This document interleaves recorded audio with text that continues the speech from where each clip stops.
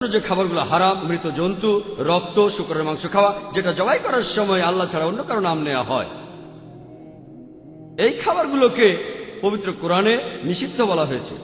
মৃত জন্তু, রক্ত, শূকরের মাংস খাওয়া এবং যেটা জবাই করার সময় আল্লাহ ছাড়া অন্য কারো নাম নেওয়া হয়। যদি আপনারা বাইবেল পড়েন একই ধরনের কথা পাবেন।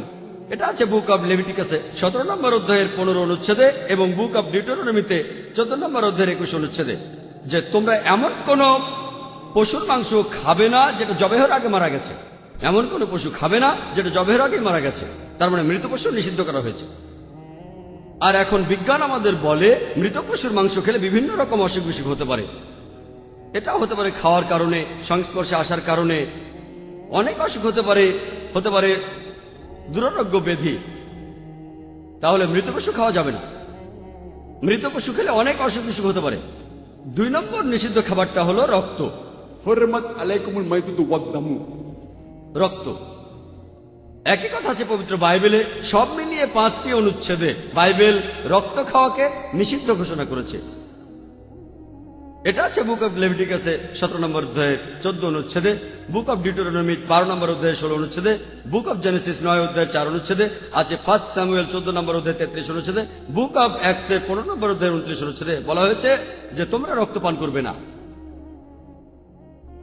3 নম্বর হলো ولحم الخنزير। শূকরের মাংস খাওয়া। আর এটার পেছনে অনেক বৈজ্ঞানিক ব্যাখ্যা আছে।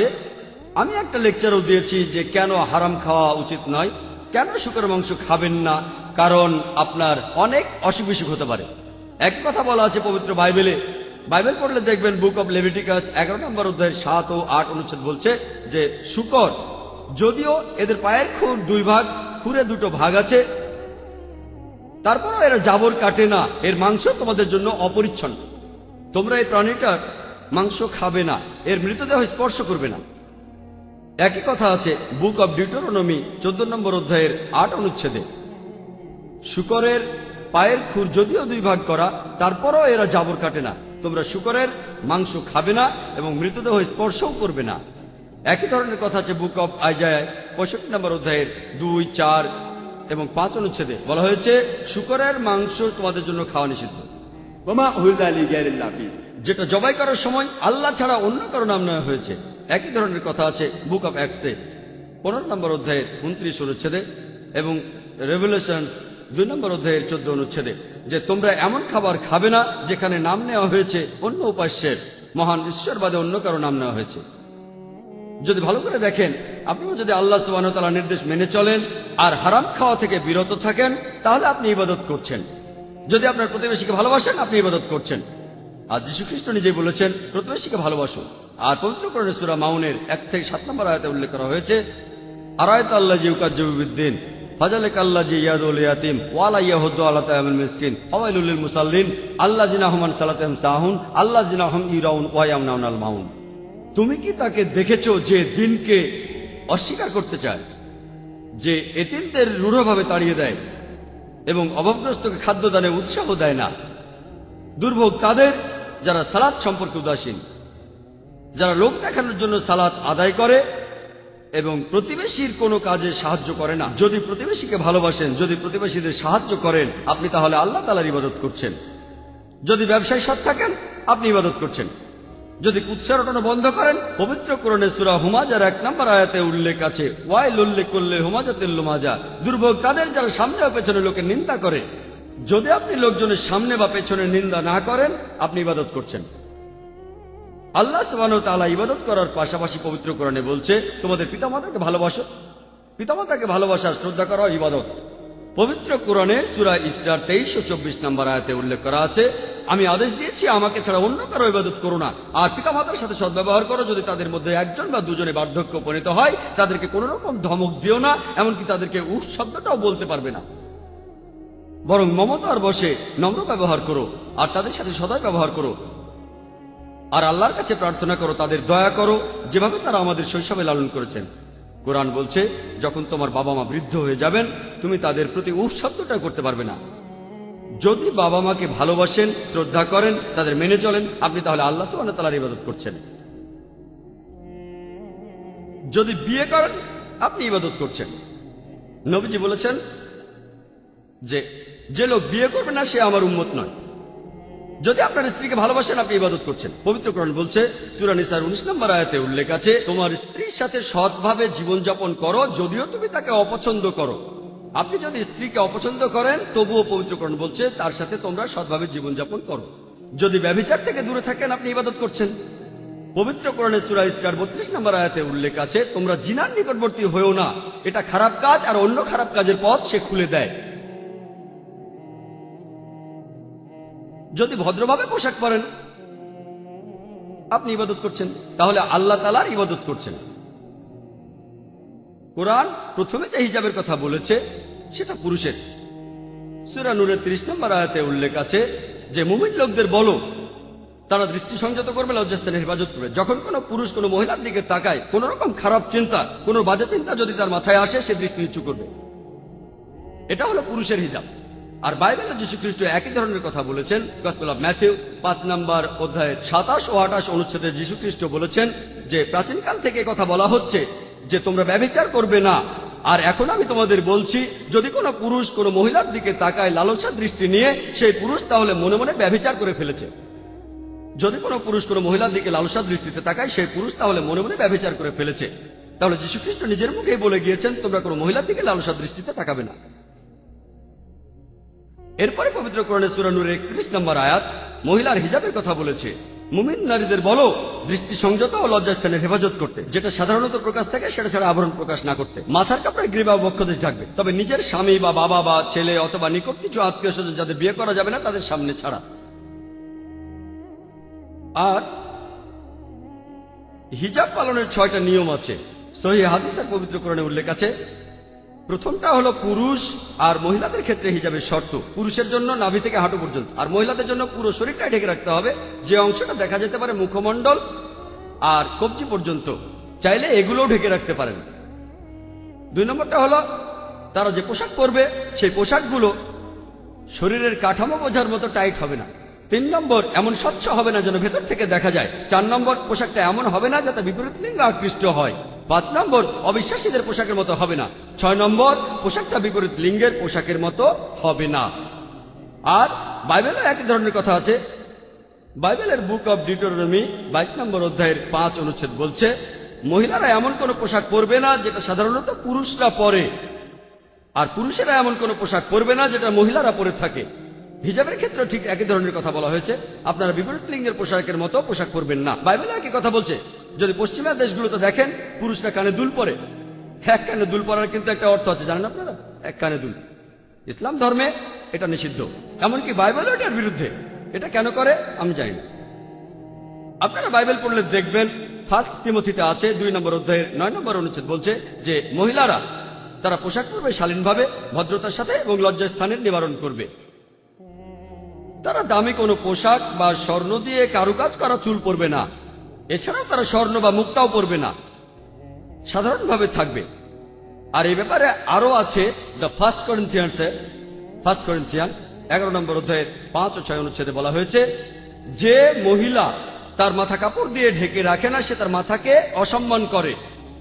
যে মহিলা কাপড় দিয়ে তার মাথা ঢাকে না সে তার মাথাকে অসম্মান করে। আর 6 নম্বর অনুচ্ছেদ বলছে যে মহিলা তার মাথা কাপড় দিয়ে ঢেকে রাখে না তার মাথা কামিয়ে দিতে হবে। পবিত্র বাইবেল বলছে 1 করিন্থিয়ান 11 নম্বর অধ্যায়ের 5 ও 6 অনুচ্ছেদ যে মহিলা কাপড় দিয়ে মাথা ঢেকে রাখে না তার মাথা কামিয়ে দিতে হবে। কোরআন বা সহিহ হাদিসে কথা বলছে না, বাইবেলে কথা বলছে। যদি কোনো মহিলা তার মাথার চুল ঢেকে না রাখে তাহলে তার মাথা কামিয়ে দিতে হবে। যদি যীশু খ্রিস্টের নির্দেশগুলো পালন করলেই খ্রিস্টান হওয়া যায় তাহলে মুসলিমরা আমরা খ্রিস্টানদের চাইতে বেশি খ্রিস্টান। যদি আপনারা দেখেন মুসলিমদের জন্য একটা সুন্নাহ হলো আমরা খাতনা করি। বাইবেলে একই কথা আছে। পবিত্র বাইবেল পড়লে আপনারা দেখতে পাবেন গসপেল অফ জন 7 নম্বর অধ্যায়ের 22 অনুচ্ছেদ যে মুসা তোমাদের দিয়েছেন খতনা করার একটি নিয়ম। অ্যাক্টসের 7 নম্বর অধ্যায়ের 8 অনুচ্ছেদে যে তোমাদের জন্য খতনা করার নিয়ম দেওয়া হয়েছে। এছাড়াও আছে গসপেল অফ লুকে 2 নম্বর অধ্যায়ের 21 অনুচ্ছেদে যে জন্মানোর 8 দিন পরে যীশু খ্রিস্টের খতনা দেওয়া হয়েছিল। যীশু খ্রিস্টের খতনা হয়েছিল জন্মগ্রহণের 8 দিন পরে। তাহলে দেখতে পাচ্ছেন আল্লাহ সুবহানাহু ওয়া তাআলার নির্দেশ মেনে চললে আপনি ইবাদত করছেন। আপনি আল্লাহ সুবহানাহু ওয়া তাআলার ইবাদত করছেন। আমি আগেও বলেছি, ইসলাম মানে নিজের ইচ্ছাকে আল্লাহ তাআলার কাছে সমর্পণ করে দেওয়া। আর যে লোক আল্লাহ তাআলার কাছে নিজের ইচ্ছাকে সমর্পণ করে তাকে বলা হয় মুসলিম। আর পবিত্র কোরআনে সূরা আল ইমরানের 52 নম্বর আয়াতে উল্লেখ আছে যে যীশু খ্রিস্ট ছিলেন একজন মুসলিম। একই ধরনের কথা আছে বাইবেলে গসপেল অফ জন 5 নম্বর অধ্যায়ের 30 অনুচ্ছেদে। যীশু খ্রিস্ট নিজের মুখেই বলেছেন, আমার ইচ্ছা নয়, আমার পিতার ইচ্ছাকে দেখি। আমি নিজের থেকে কিছুই করতে পারি না, আমি সবকিছু শুনে বিচার করি, আর আমার বিচার সঠিক, কারণ এখানে আমি আমার ইচ্ছাকে দেখি না, আমার পিতার ইচ্ছাকে দেখি। আমার ইচ্ছা নয়, মহান স্রষ্টার ইচ্ছাকে দেখি। যদি এটার আরবি করেন সেটা হবে ইসলাম। আর যে ব্যক্তি ইসলাম মেনে চলে তাকে বলা হয় মুসলিম। তাহলে বাইবেলের কথা অনুযায়ী যীশু খ্রিস্ট ছিলেন একজন মুসলিম। আমার লেকচার শেষ করার আগে পবিত্র কোরআনের একটি আয়াতের উদ্ধৃতি দিচ্ছি। সূরা নাহালের 125 নম্বর আয়াতে উল্লেখ করা হয়েছে, উদু ইলা সাবিলি রাব্বিকা বিল হিকমা ওয়াল মাউযিতাল হাসানা ওয়াজাদিলুম বিল্লাতি আহসান। মানুষকে তোমার প্রতিপালকের পথে আহ্বান করো হিকমত ও সদুপদেশ দ্বারা, তাদের সাথে তর্ক করো, তাদেরকে যুক্তি দেখাও সবচেয়ে উত্তম পন্থায়। ওয়া আখিরু দাওয়ানা আলহামদুলিল্লাহি রাব্বিল আলামিন। আমি মোহাম্মদ ফরিদ উদ্দিন ফিজিওথেরাপি নিয়ে পড়াশোনা করছি, ফিজিওথেরাপি স্টুডেন্ট। ইসলাম আর খ্রিস্টান ধর্মে যে মুক্তি লাভের ন্যূনতম শর্ত, এই ন্যূনতম শর্তের ব্যাপারে কি কোনো রকম সাদৃশ্য আছে? ন্যূনতম শর্ত। ভাই, আপনি প্রশ্ন করলেন যে ইসলাম আর খ্রিস্টান ধর্মে মুক্তি লাভের জন্য ন্যূনতম শর্তগুলো কি কি। যদি পবিত্র কোরআন পড়েন সেখানে বলা আছে যে একজন মানুষ কি করলে বেহেশতে যেতে পারবে। সূরা আল আসরের 1 থেকে 3 নম্বর আয়াতে উল্লেখ করা হয়েছে যে ওয়াল আসরি ইন্নাল ইনসানা লাফি খুসরি ইল্লাল্লাযিনা আমানু ওয়া আমিলুস সালিহাতি ওয়া তাওয়াসা বিল হাক্কি ওয়া তাওয়াসা বিস সাবরি। মহাকালের শপথ যে মানুষ জাতি সব সময় ক্ষতিগ্রস্ত। তারা শুধু নয়, যারা ঈমান আনে, যারা সৎকর্ম করে, যারা মানুষকে সত্যের উপদেশ দেয়, যারা মানুষকে ধৈর্য আর অধ্যবসায়ের উপদেশ দেয়। তাহলে যদি কেউ বেহেশতে যেতে চান, জান্নাতে যেতে চান, কমপক্ষে 4টা শর্ত পূরণ করতে হবে: ঈমান, সৎকর্ম, মানুষকে সত্যের উপদেশ দেয়া, আর ধৈর্য ও অধ্যবসায়ের উপদেশ দেয়া। যদি এই 4টা শর্তের মাত্র একটাও বাদ থাকে, সাধারণ পরিস্থিতিতে সেই লোক জান্নাতে যেতে পারবেন না। যদি আল্লাহ ক্ষমা করে দেন সেটা আলাদা কথা। সাধারণ পরিস্থিতিতে 4টা শর্তই পূরণ করতে হবে। এগুলো ন্যূনতম 4টা শর্ত। আর আল্লাহ যে অপরাধটা কখনোই ক্ষমা করবেন না, আমি আমার লেকচার আগেও বলেছি। সূরা নিসার 48 নম্বর আয়াতে উল্লেখ করা আছে, আর সূরা নিসার 116 নম্বর আয়াতে উল্লেখ করা আছে, সেটা হলো শিরক।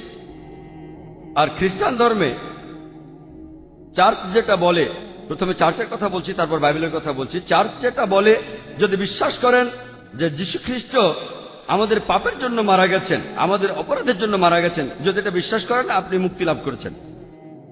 যদি বিশ্বাস করেন যে যীশু খ্রিস্টকে হত্যা করা হয়েছিল, তিনি আপনার অপরাধের জন্য ক্রুশবিদ্ধ হয়েছেন, আপনি মুক্তি লাভ করেছেন। এই প্রমাণটা আপনি বাইবেলেও পাবেন যে যীশু খ্রিস্ট ক্রুশবিদ্ধ হননি। এটার উপর লেকচার দিতে পারি, এটার উপর আমার একটা ভিডিও ক্যাসেট আছে, সেটা দেখতে পারেন। আমি সেখানে প্রমাণ করেছি যে যীশু খ্রিস্ট ক্রুশবিদ্ধ হননি। পবিত্র কোরআন দিয়ে নয়, পবিত্র বাইবেল দিয়েই। কোরআন সেটা বলে, আমরাও মানি। এমনকি বাইবেলও যদি সঠিকভাবে পড়েন, এই কথা বলে না যে যীশু ক্রুশবিদ্ধ হয়েছিলেন। কিন্তু চার্চ বলে, যদি আপনি এটা বিশ্বাস করেন যে যীশু খ্রিস্ট আপনার পাপের জন্য মারা গিয়েছেন, আপনি মুক্তি লাভ করবেন। যদি আপনি পড়েন, কিন্তু যীশু খ্রিস্ট নিজের মুখে বলেছেন, তিনি ঠিক উল্টোটাই বলেছেন।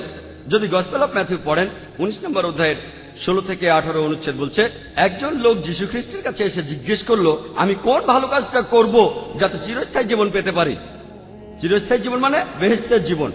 একজন লোক যীশু খ্রিস্টের কাছে এসে প্রশ্ন করলো, হে ভালো প্রভু, আমি কোন কাজটা করলে চিরস্থায়ী জীবন পেতে পারি? যীশু খ্রিস্ট তখন বললেন, কেন তুমি আমাকে ভালো বলছো? ভালো শুধুমাত্র একজনই, আমার পিতা যিনি স্বর্গে আছেন। কেন তুমি আমাকে ভালো বলছো?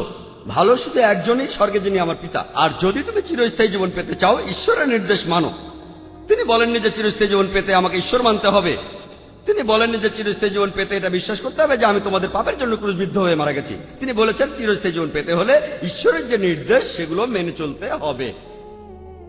তার মানে যদি আপনি বেহেশতে যেতে চান বাইবেলের কথা অনুযায়ী, আপনাকে তাহলে ঈশ্বরের সবগুলো নির্দেশ মেনে চলতে হবে। শুকরের মাংস খাবেন না, মদ খাওয়া যাবে না, জুয়া খেলা যাবে না, নামাজ আদায় করতে হবে, সেজদায় যেতে হবে, সবগুলো আপনাকে মানতে হবে। যদি বলেন যীশু খ্রিস্টের নির্দেশগুলো মানলেই খ্রিস্টান হওয়া যায়, সে কথা বলা হলে আলহামদুলিল্লাহ, যদি আমরা মুসলিম, আমরা খ্রিস্টানদের চেয়ে অনেক বেশি খ্রিস্টান।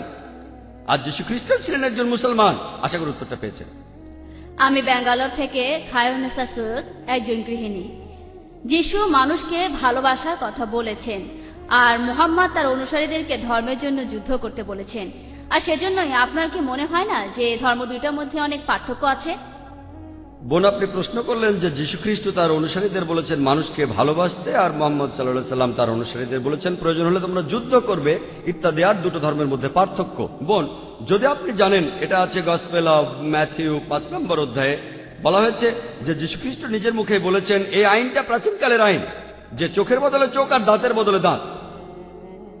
এটা ছিল মুসা আলাইহিস সালামের সময়ের আইন, তিনি এই আইনটা এনেছিলেন, চোখের বদলে চোখ, দাঁতের বদলে দাঁত। যদি কেউ আপনার চোখ তুলে নেয়, আপনি তার চোখ তুলে নেবেন। সুবিচারের কোনো সুযোগ ছিল না, সে সময় কোনো কোর্ট আদালত ছিল না।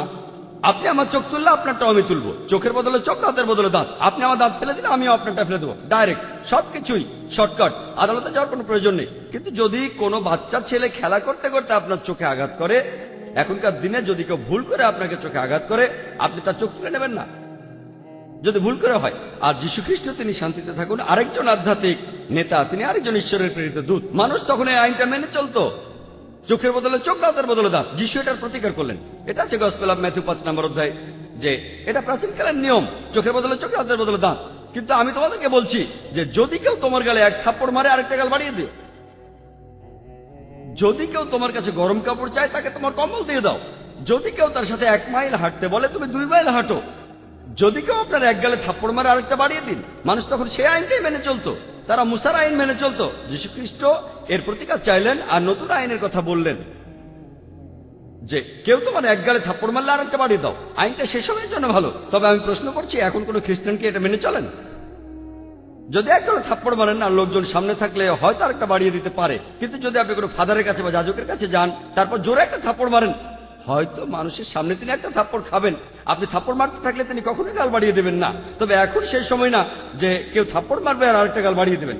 যদি কেউ ভুল করে আপনাকে থাপ্পড় মারে, ক্ষমা করে দিতে পারেন। কিন্তু যদি কেউ ইচ্ছে করে থাপ্পড় মারে আর আপনি যদি গাল বাড়িয়ে দেন, প্রত্যেকদিন সকালে আপনাকে একটা থাপ্পড় সে মেরে যাবে। হয়তো একদিন বা 2 দিন ফাদার রাজি হবে, তবে প্রত্যেকদিন থাপ্পড় মারতে থাকলে তিনি আরেকটা গাল বাড়িয়ে দেবেন না, এই কাজ করবেন না।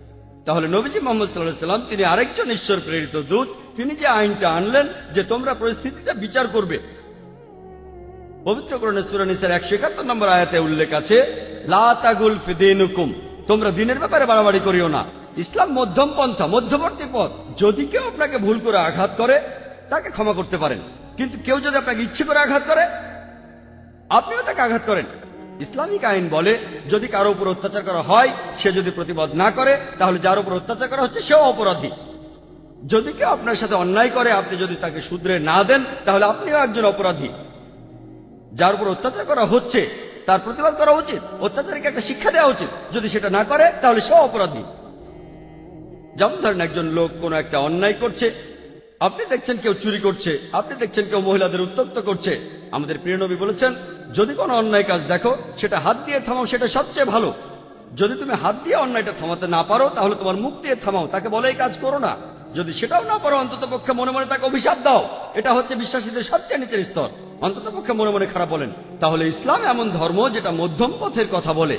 নবীজি সাল্লাল্লাহু আলাইহি সাল্লাম আমাদের শিখিয়েছেন, যদি খারাপ লোকেরা তোমাদের সাথে লড়াই করতে যায়, তোমরা ভয় পেও না, তাদের সাথে লড়াই করো। যদি পাল্টা লড়াই না করেন, তারা পৃথিবীর সব গরিব মানুষের উপর অত্যাচার করবে। যদি আল্লাহ আপনাকে লড়াই করার শক্তি দিয়ে থাকেন আর কাউকে অন্যায় করতে দেখেন, এটা আবশ্যিক যে সেই অন্যায়ের বিরুদ্ধে আপনি লড়াই করবেন, এটা করতে হবে। আর তাই আজকের দিনে সবচেয়ে ভালো আইন, অন্যায়ের বিরুদ্ধে লড়াই করতে হবে যাতে শান্তি বজায় থাকে। কারণ আজকের দিনে আমাদের সমাজ খুবই খারাপ হয়ে গেছে, চারদিকে অন্যায় অপরাধ বেড়েই চলেছে। যদি আপনি আজকে যীশু খ্রিস্টের আইন মেনে চলতে চান, যে কেউ এক গালে থাপ্পড় মারলে আরেকটা বাড়িয়ে দিবেন, কেউ গরম কাপড় চাইলে তাকে কম্বলটা দিয়ে দেবেন, তাহলে আপনার বেঁচে থাকাটাই কষ্টকর হয়ে যাবে, পৃথিবীটা খারাপ। তাহলে এই পরিস্থিতিতে দেখা যাচ্ছে যে মুহাম্মদ সাল্লাল্লাহু আলাইহি সাল্লাম যে আইনটা আল্লাহর কাছ থেকে পেয়েছেন, সেটাই শ্রেষ্ঠ আইন। এখনকার পরিস্থিতিতে এটাই শ্রেষ্ঠ আইন। আশা করি উত্তরটা পেয়েছেন।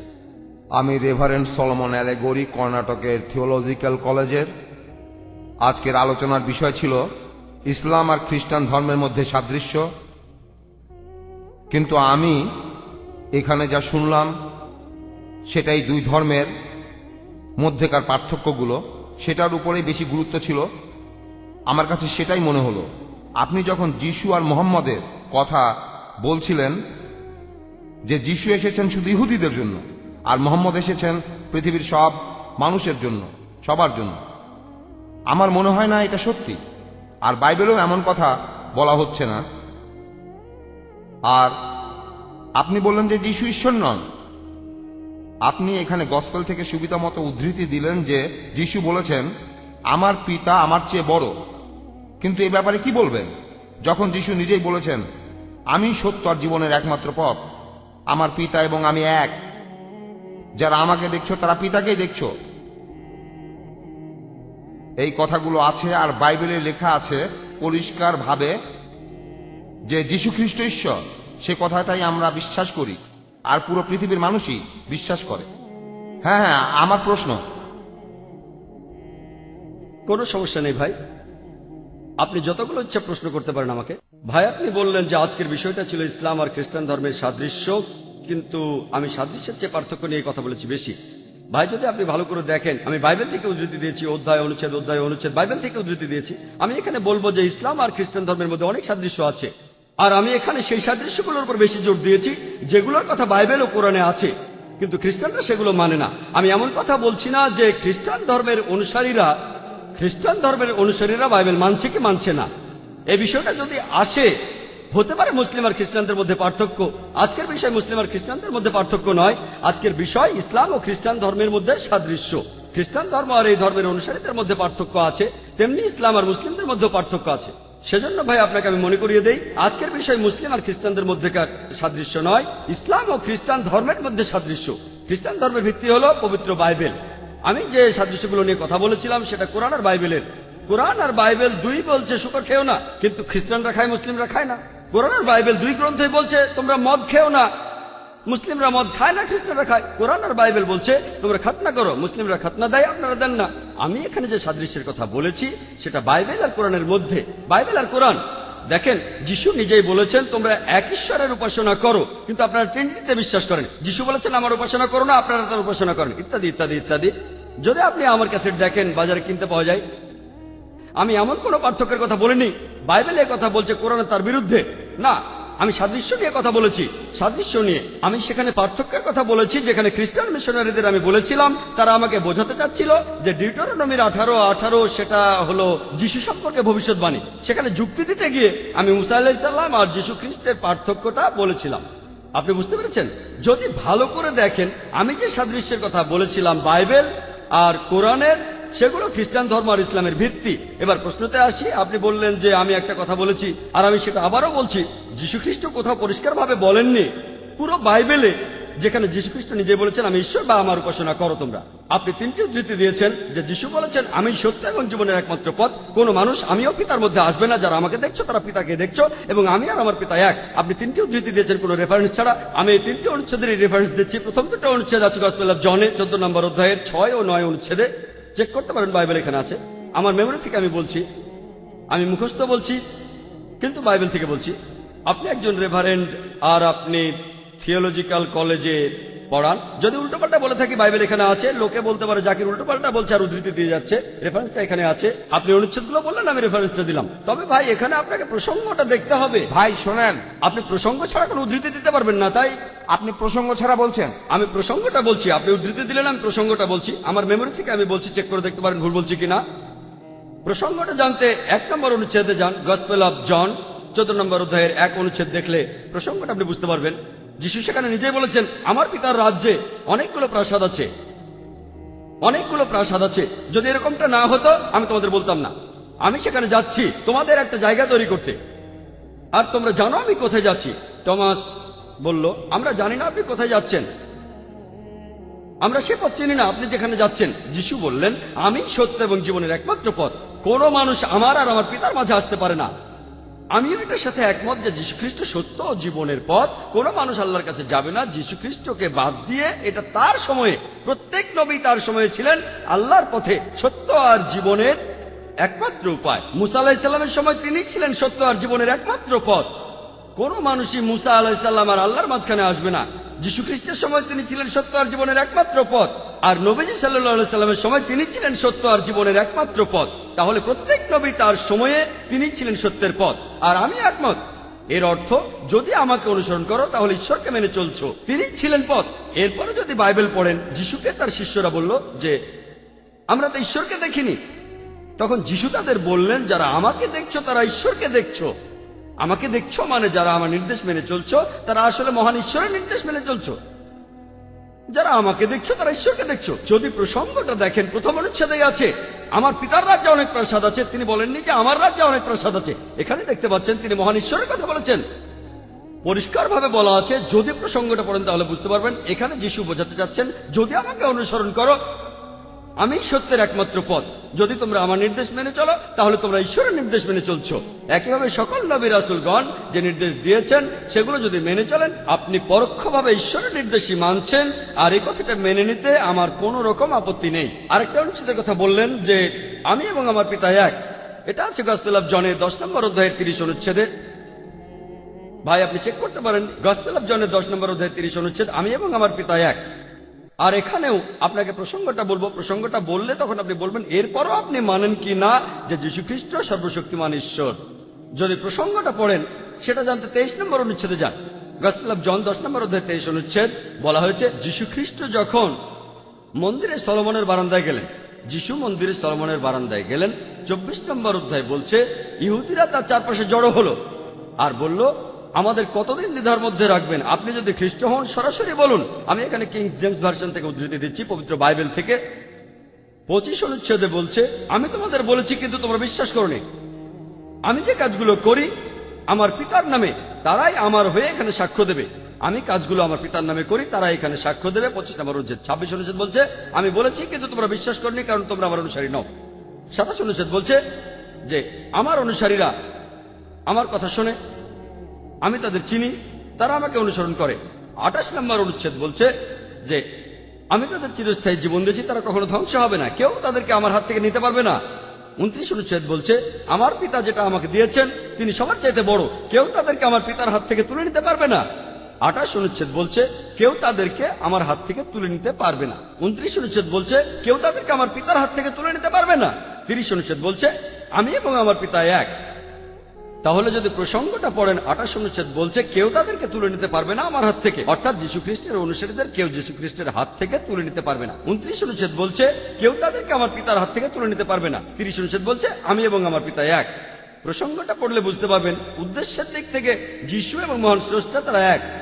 আমার বাবা হলেন একজন ডাক্তার আর আমিও একজন ডাক্তার। আমি যদি বলি যে আমরা দুজন মানুষ এক, তার মানে কি আমরা দুজন একই লোক? না। যখন বলছি আমি আর আমার বাবা এক, তার মানে বাবাও ডাক্তার আমিও ডাক্তার। পেশার দিক থেকে আমরা দুজনে এক, এর মানে এই না যে আমরা দুজনে এক ব্যক্তি। উদ্দেশ্য এটা খুব পরিষ্কার।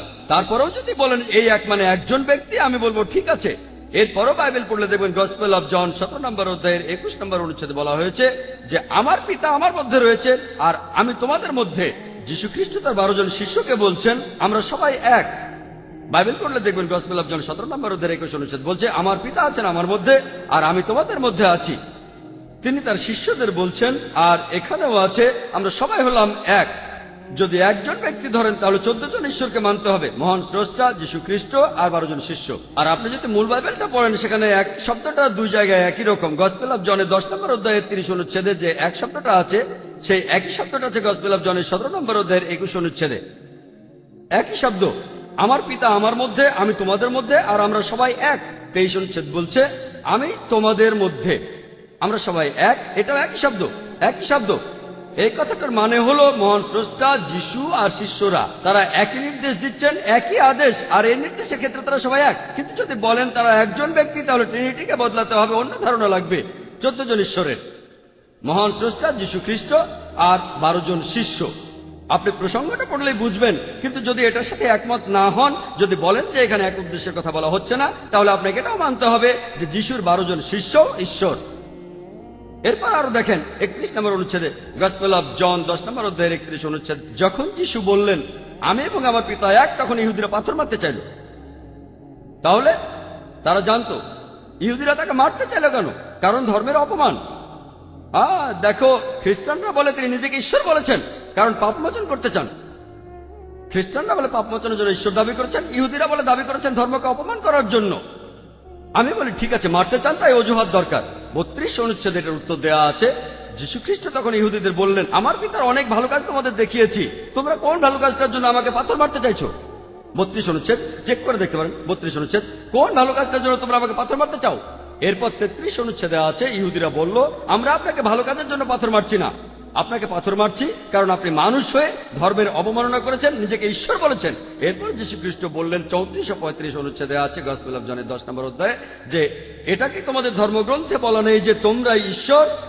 আর যে ব্যক্তির কাছে মহান স্রষ্টার নির্দেশগুলো আসে সেই ব্যক্তিকে যদি ঈশ্বর বলো, ধর্মগ্রন্থের নিয়ম ভাঙা হবে না। যে ব্যক্তির কাছে মহান স্রষ্টার নির্দেশ এসেছে যদি তোমরা তাকে ঈশ্বর বলো, ধর্মগ্রন্থের নিয়ম ভাঙা হবে না। আর একই ধরনের কথা আছে শামসে 82 অধ্যায়ের 6 অনুচ্ছেদে বলা হয়েছে যে তোমরা ঈশ্বর। তাহলে আপনি যদি প্রসঙ্গটা পড়েন, যীশু খ্রিস্ট কখনো নিজেকে ঈশ্বর বলে দাবি করেননি, তবে উদ্দেশ্যের দিক থেকে মহান স্রষ্টা আর যীশু খ্রিস্ট যেসব নির্দেশ দিয়েছেন একই উদ্দেশ্যে দিয়েছেন। আশা করি উত্তরটা পেয়েছেন। হ্যাঁ ভাই, আপনি যদি আমাকে কিছু বলতে চান বলতে পারেন। আপনি বাইবেল থেকে আপনার সুবিধা মতো উদ্ধৃতি আচ্ছা দিচ্ছেন। আচ্ছা, যদি আমার কোনো ভুল হয়ে থাকে, আমার কোনো ভুল হয়ে থাকলে আমি অবশ্যই শুধরে নেব।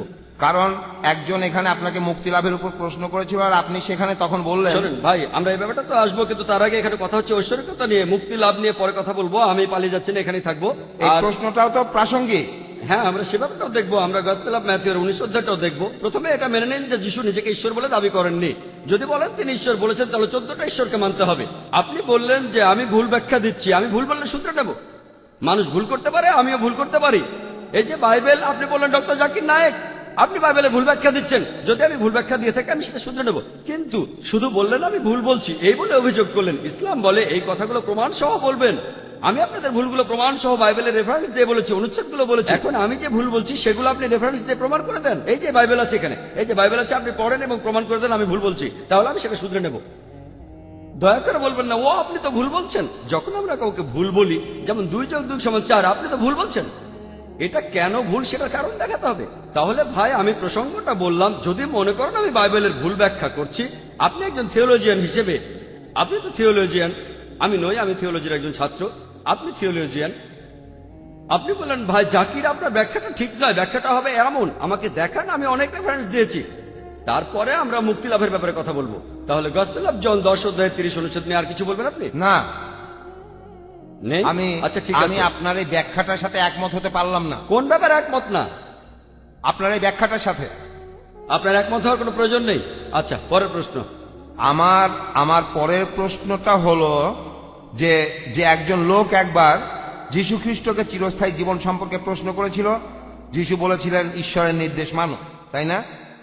আপনি এখানে থেমে গিয়েছেন, কিন্তু এই গল্পটা সেখানেই শেষ হয়নি। আপনি চাইলে পরেরটুকুও বলুন। তখন সেই লোকটা উত্তরে বলল, আমি আমার সারা জীবন ধরেই ঈশ্বরের নির্দেশ পালন করে এসেছি, সারা জীবন।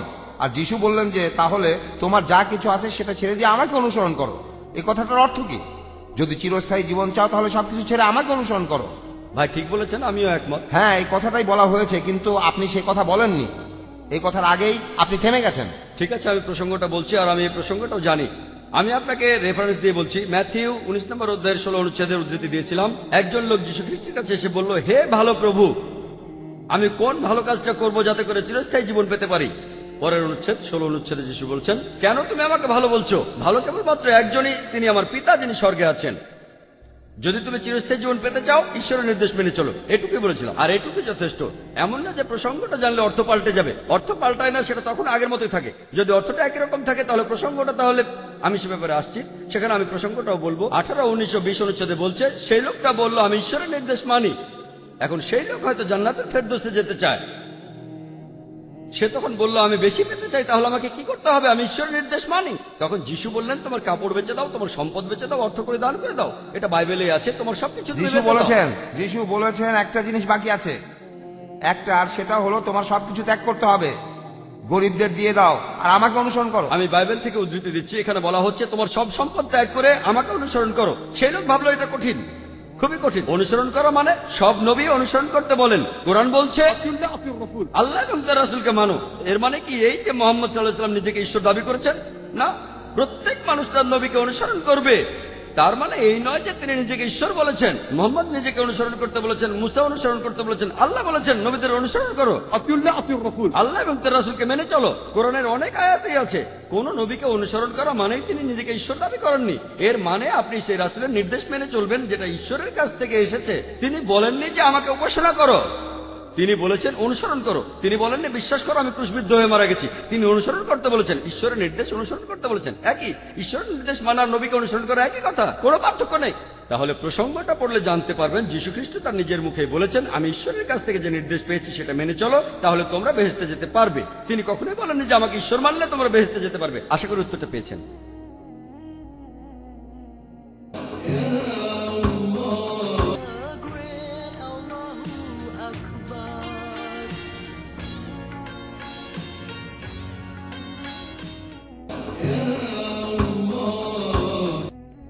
আমি মেরিডি কস্টা, একটা এয়ারলাইন্সে চাকরি করি। আপনি কি পাপের উৎস সম্পর্কে কিছু বলতে পারবেন?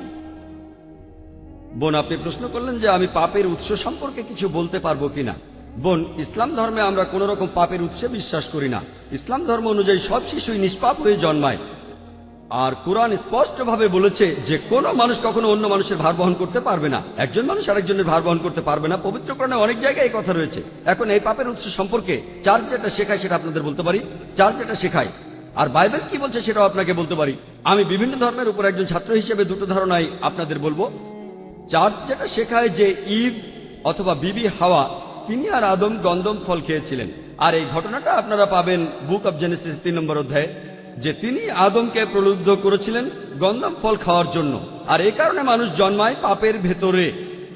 পবিত্র কোরআনে আদম আর বিবি হাওয়ার ঘটনাটার উল্লেখ আছে, তবে পবিত্র কোরআনে এমন কোনো আয়াত নেই যেটা শুধু বিবি হাওয়াকে দোষ দিয়েছে। আর পবিত্র কোরআনে সূরা আরাফের 19 থেকে 27 নম্বর আয়াতে উল্লেখ করা হয়েছে, বলা হয়েছে যে আদম আলাইহিস সালাম আর বিবি হাওয়া তাদের অনেকবার সাবধান করা হয়েছিল। বলা আছে যে তারা দুজনেই আল্লাহর আদেশ অমান্য করেছিলেন, তারা দুজনেই অনুতপ্ত হয়েছিলেন, আর তাদের দুজনকেই ক্ষমা করা হয়েছিল। দুজনেই এই অপরাধে তারা দুজনেই সমান অপরাধী। পবিত্র কোরআনে এমন একটা আয়াত নেই যেখানে দোষ দেওয়া হয়েছে শুধু ইভকে, শুধু বিবি হাওয়াকে। তবে কোরআনের একটি আয়াতে শুধু আদম আলাইহিস সালামের কথা আছে। পবিত্র কোরআনের সূরা তাহার 121 নম্বর আয়াতে উল্লেখ করা আছে, আদম আলাইহিস সালাম আল্লাহ তাআলার আদেশ অমান্য করেছিলেন। তবে যদি পুরো কোরআন পড়েন, আদম আর হাওয়া দুজনকে সমান দোষী বলা হচ্ছে। আর পবিত্র বাইবেলে এই দোষটা শুধুমাত্র দেয়া হচ্ছে ইভকে, বিবি হাওয়াকে। বলা হচ্ছে তিনি আদমকে নিষিদ্ধ ফল খেতে প্রলুব্ধ করেছিলেন। আর বুক অব জেনেসিস 3 নম্বর অধ্যায় 16 অনুচ্ছেদে আছে যে সৃষ্টিকর্তা বলছেন, তোমরা নারী, তোমরা এখন থেকে গর্ভধারণ করবে আর প্রসব বেদনা ভোগ করবে। তাহলে বাইবেল অনুযায়ী গর্ভধারণ একটা শাস্তি, কারণ বিবি হাওয়া আল্লাহর আদেশ অমান্য করেছিলেন। এর সঙ্গে যদি কোরআনকে তুলনা করেন, পবিত্র কোরআনের সূরা নিসার 1 নম্বর আয়াতে উল্লেখ আছে যে মাতৃগর্ভকে শ্রদ্ধা করো। সূরা লুকমানের 14 নম্বর আয়াতে উল্লেখ আছে। আর সূরা আহকাফের 15 নম্বর আয়াতে উল্লেখ আছে, আমি মানুষকে তার পিতামাতার প্রতি সদয় ব্যবহারের নির্দেশ দিয়েছি, তার